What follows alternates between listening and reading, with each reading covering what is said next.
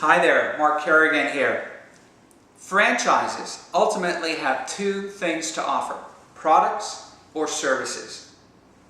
A very important consideration is deciding up front, do you want to be in the product business or the services business? Very different businesses. Let's start with services. Most of the low cost franchises are in the services business. Why is that? Well, because there's not a lot of product to invest in, there's not a lot of infrastructure in most cases. Again, going back to the low cost, we're looking at things like low-end sandwich shops, we're looking at cleaning services and other kind of service vendors. These are highly service-oriented. It doesn't cost that much to put a few slices of meat on your sandwich or to bake some dough into bread. What it does cost is it costs labor, it costs people, it costs training. It costs people going out and doing the work. It costs people's health insurance. It costs people when they're out. It costs to send people on site in a cleaning business, to send people on site, to pay them overtime if you need to work overtime.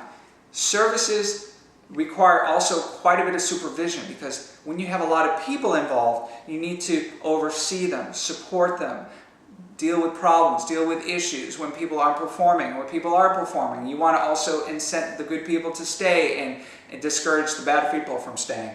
Okay? So services is a big issue. And then there's the ongoing quality issue of services, which is another whole piece of services, that whole industry. How do you make sure that the quality stays up? Because any business owner will tell you, if you don't keep your services high enough, or at least to the level your customers are expecting, you will start losing customers. Let's look at the other spectrum, products. Now there are many product companies, or many of them mix products and services, which lessens the risk on the services side. But can you imagine let's take a look at Ace Hardware Store. This is primarily a products company. Yes, there are services to interact and sell the products. They're basically salespeople, stockers, and these kinds of things. People who move inventory in and out, serve the customer. But primarily the money is made on products because the markups are great on many of the products. If you think it costs $10 for a bag of nails, you're probably fooling yourself, because it isn't.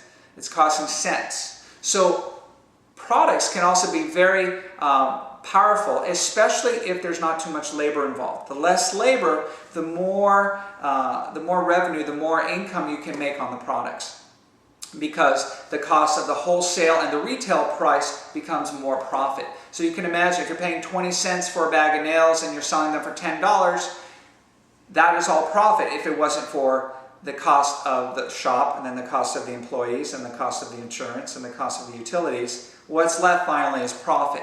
So the less of that overhead you have, the more profit you'll end up having.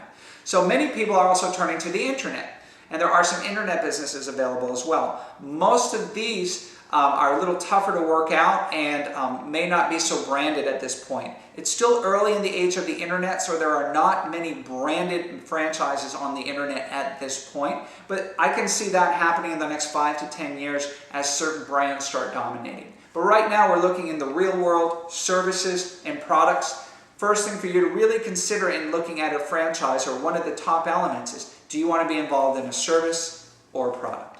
Thanks for listening. Click on the link below to learn more and look at some alternatives as well. Thanks.